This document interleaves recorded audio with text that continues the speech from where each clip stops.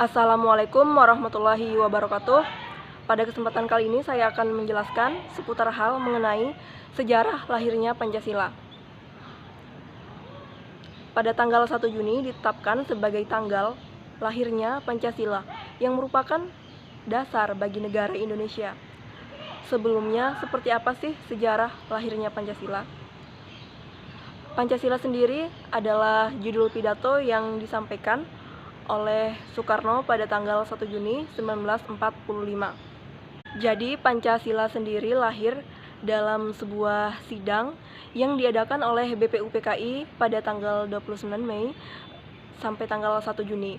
Pembukaan sidangnya itu pada tanggal 28 Mei dan sidangnya itu dimulai pada tanggal 29 Mei sampai 1 Juni. Nah, dan pada saat itu masing-masing tokoh bebas untuk mengutarakan gagasan atau ide mengenai dasar negara Indonesia. BPUPKI sendiri adalah Badan Penyelidik Usaha Persiapan Kemerdekaan Indonesia yang dibentuk pada tanggal 29 April 1945, yang tugasnya itu adalah untuk mempersiapkan atau menyelidiki mengenai atau yang menyangkut dengan persiapan atau apa saja sih yang dibutuhkan dalam kemerdekaan Indonesia nantinya itu. Atau dalam istilah Jepangnya, BPUPKI itu disebut dengan Dokuritsu Junbi Inkai.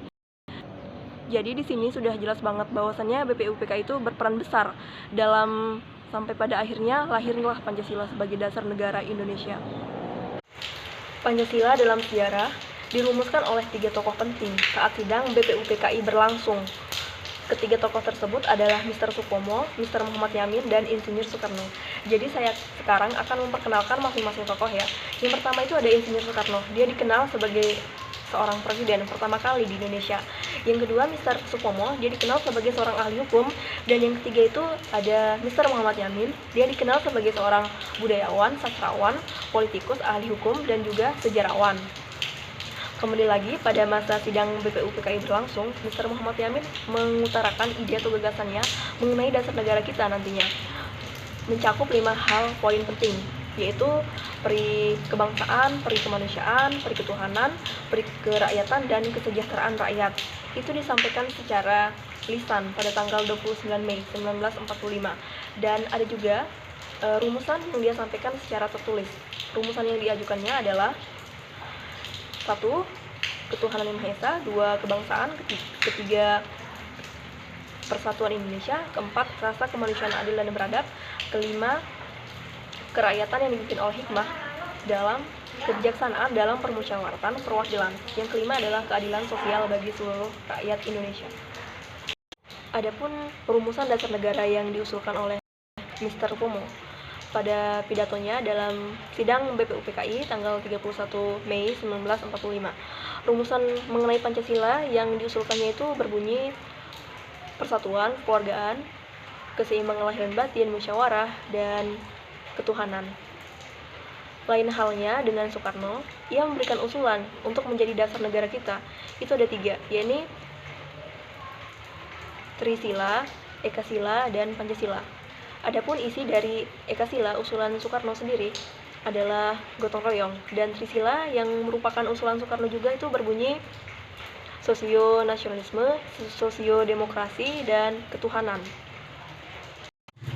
Adapun Pancasila yang dirumuskan oleh Soekarno adalah kebangsaan Indonesia atau nasionalisme, internasionalisme atau peri kemanusiaan, mufakat atau demokrasi, kesejahteraan rakyat, dan ketuhanan. Namun pada akhirnya Pancasila lah yang dipilih sebagai dasar negara. Rumusan Pancasila yang sah tercantum dalam UUD 1945 yang disahkan oleh PPKI pada tanggal 18 Agustus 1945.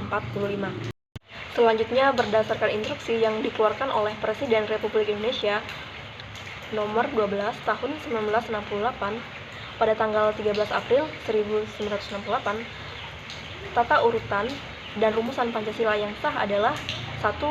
Ketuhanan Yang Maha Esa, 2. Kemanusiaan yang adil dan beradab, 3. Persatuan Indonesia, 4. Kerakyatan yang dipimpin oleh hikmah, kebijaksanaan dalam permusyawaratan perwakilan, dan yang kelima adalah keadilan sosial bagi seluruh rakyat Indonesia.